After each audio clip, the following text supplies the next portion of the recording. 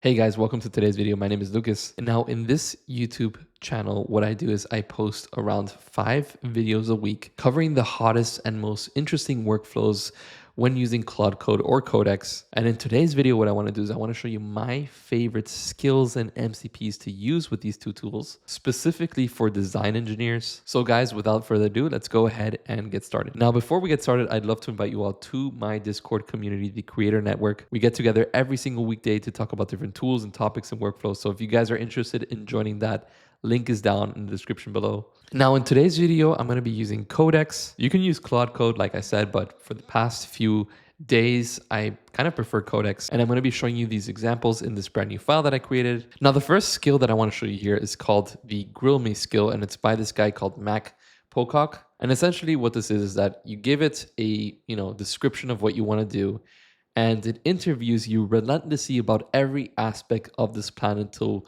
that you guys reach a shared understanding. And I've spoken to some people in my community, and they say that they can get up to like 60 questions. This AI asks you question after question until you reach a shared understanding, then provides a summary of what you've covered. And this is fantastic in the early phases of coding because you need to discover all of the requirements by talking them through. And in order to install this, you have to visit their GitHub. Just scroll down over here and you want to copy this install command. And then we can just write install this skill, paste it in here, and the install has been completed. So what we can do is we can just restart Codex, and then we can go over here and type grill me, and we can see that we have this grill me skill. And so what I can say is like grill me about an idea that I have regarding a local app that I want to build to help me organize my folders. And then we get the first question of the interview. What is the app's primary job? And then we can just like copy this, paste this in here. These are the suggestions that it gave me. And then second question, what kind of files or folders are we organizing first? And then question 3, almost instantly later, what should the app optimize for when deciding where things go? And then you can go on and on with the questions until you want to stop, and you can just say like, let's stop, just give me a prompt based on what we have until now. And it can give you that entire prompt that you can eventually then use in the chat, instead of just having to start with one simple prompt and then using high reasoning to eventually get what you want after several prompts, if that makes sense. Now, the next skill that I want to talk about, which is not really a skill, it's more of like a native / command inside of Codex, is goal. And you basically give Codex a goal to follow. So use goal when a task needs Codex to keep working across turns toward a verifiable stopping condition. And I found a tweet the other day by Pietro Schirano, who is like one of my favorite design engineers. And he wrote this: use Codex goal to create a skill based on your quest and test and validate the skill, grade it, and keep improving it in a loop until it meets a target threshold. And then share this skill on Twitter, monetize it, and repeat. So we can then, for example, type goal. We can then write using the, and then we can go /skill creator, which basically is like another skill that allows us to create skills. So then we can say use the skill creator to create a skill that allows me to drop a URL, and then the agent gives a critique against the design standards. So we can go ahead and submit this. And then once this prompt is sent, we can see sent as a goal. And going back to this page, you can also see that we have different commands that we can eventually give to the agent. For example, like goal pause, goal resume, or goal clear when you want to like completely clear that goal. And then basically we get this new skill called critique URL design. I can then go ahead and type this in here. We have critique URL design, and I can give it some type of URL, like let's say stripe.com. And then we get our critique. It says that the design is actually really good, which it is. But it says the critique is less about taste and more about a few places where the polish is so high visually that accessibility and clarity lag behind it. So we have a few points on different paragraphs. We have, a little section of what works, next actions. Now, what we can do again is we can again type goal and clear, and then we can basically rewrite our goal, say like complete an iterative improvement of the website audit skill until it can reach, or it can review each section of the website being reviewed and grade it between a 0 to 100 based on taste, brevity, consistency, content prioritization. All right, now it says I created and iterated the installed website audit skill here. So I can just run this again, and then we can do stripe.com again. And now we basically have our different sections. We have our section scorecard.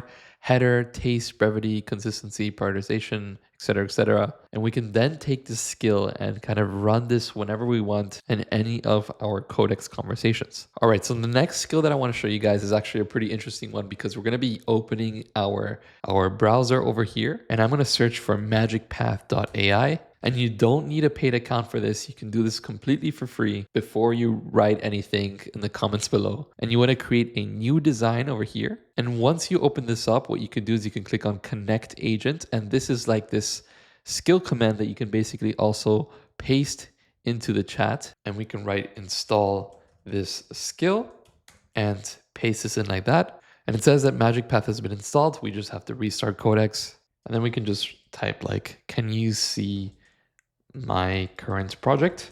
All right, and it says that yes, I can see your MagicPath context. Current browser URL matches project 11. So what I'm going to do over here is I'm going to say build me a marketplace website that allows people to search for skills and read about them. And then we can like type a little bit more about the initial design style. And it says that it's going to build this directly in the MagicPath project that I have open as a new canvas component. And as you can see, we have Codex kind of moving around over here. And so this canvas component over here is going to be called Skill Marketplace Editorial. All right, and we basically get our design. And what's great about MagicPath is that it's like this infinite canvas, right? We can move around, move this around. We can create more designs. I can like duplicate this. I can select this and create like more variants in a different layout and create 3 of these and put them underneath, and they start creating like that, and they're all connected to Codex. But what I can also do is I can go back to that skill that we just created, which we called website audit. And then once we click this component, we have this like little preview button, which basically opens like the preview of this design. We can copy this URL and paste it over here. And by the way, while we wait for this, we also see that our different variants start getting generated. And so we start to get our score. We actually get an 82 out of 100. So we have the header, we have the hero, the search and filters, skill results list, skill detail panel, and it gives us these like different suggestions as to what to fix. And then we can just select this component and we can type something like apply these fix suggestions to the current component in MagicPath. Now it says that it has been updated, and this is the before and this is the after the update, and it doesn't look like much. You can see that there's a few details like with this little shadow or with this like little black left outline on the left side. But you can see read skill now opens, compare now adds and removes skills. So if I were to, for example, click on this, nothing happens. But now in the new version, I can compare different skills. For example, by selecting them, you can see that one is selected, website audit, and I can remove that. I can close this read skill, open it up. We also have the search now has a real empty state. So if I, for example, were to search something and nothing shows up, it's just empty. But over here, if I search something, it says no skill matches this search yet. So it's made like these minor UX details, basically like these UX enhancements that my skill suggested. But now going to another skill by Jacob Crahel. I've mentioned this in my YouTube channel once. I think it's called Make Interfaces Feel Better. And we can copy this and again install this skill and then again restart Codex to pick up the new skill. And then we can basically duplicate this after. And then we can just say to, build this selected component and run it on a local host. All right, and once that's done, we basically have this running in the local host, and I can just click on this link and we can see our project built over here. And then what I can say is I can say like, hey, / make interfaces feel better, use this skill to improve the design and then upload or update to the same port. And before we open this up, we can see the before and after. So headings could wrap awkwardly or clip on narrow screens. So added balance wrapping for major headings and tuned mobile headline scale. And so this is for typography, but we also have for surfaces, for interaction as well, for performance even. And basically what this does is that it polishes the entire site, right? As you can see, this header text is smaller. We have this max width of like around 1,000 or 1,200 pixels for the width of the content of the site. These buttons seem to be rounded now, as well as down here. So as you can see, this is how it looked like before, and this is how it looks like afterwards. And overall, it just looks much tidier, I'd say. And last but not least is this Impeccable skill. So I can go ahead and click on Get Started, and I'm just gonna install this skill and just write like install this skill. And I have a great video about this skill in my channel. I'll link it down below. But basically, we have 23 different commands that are part of this one skill. And you can, for example, have audit, you can have critique as well. There's more of refinements like animation or to make or for layout or for colorize. Now for example, I'm gonna choose the impeccable animate. And so I'm just gonna write impeccable and then animate the navbar and hero section. And so once that's done, we can kind of see how that animates the navbar and the hero section. We can also look into things like polish, which is the meticulous final pass between good and great. And so we can again just write impeccable, click on enter, and polish the page. And what's also cool about Impeccable is that they also have a Chrome extension that you can just run and it'll scan the page for anti-patterns, which are basically like common things that like a vibe coded website would have, like, you know, a purple and pink gradient text, an AI color palette. All right, and basically what that's done is that it polished my site a little bit.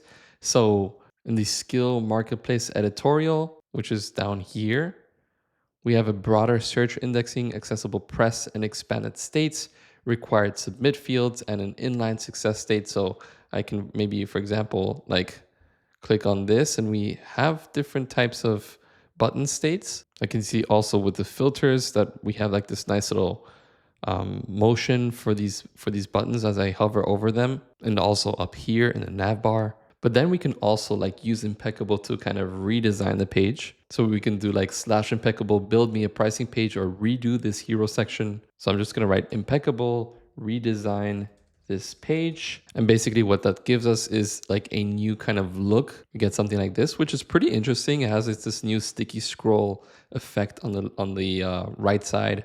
We had this nice little shadow for the different buttons over here. And step by step, we kind of went a long way from this first initial design to get something like this. But anyways, guys, that's pretty much it for today. Hope you enjoyed today's workflow. And if you have any comments or questions, please let me know down in the comments below. And guys, like always, thank you all so much for watching. Hope to see you next time. Goodbye.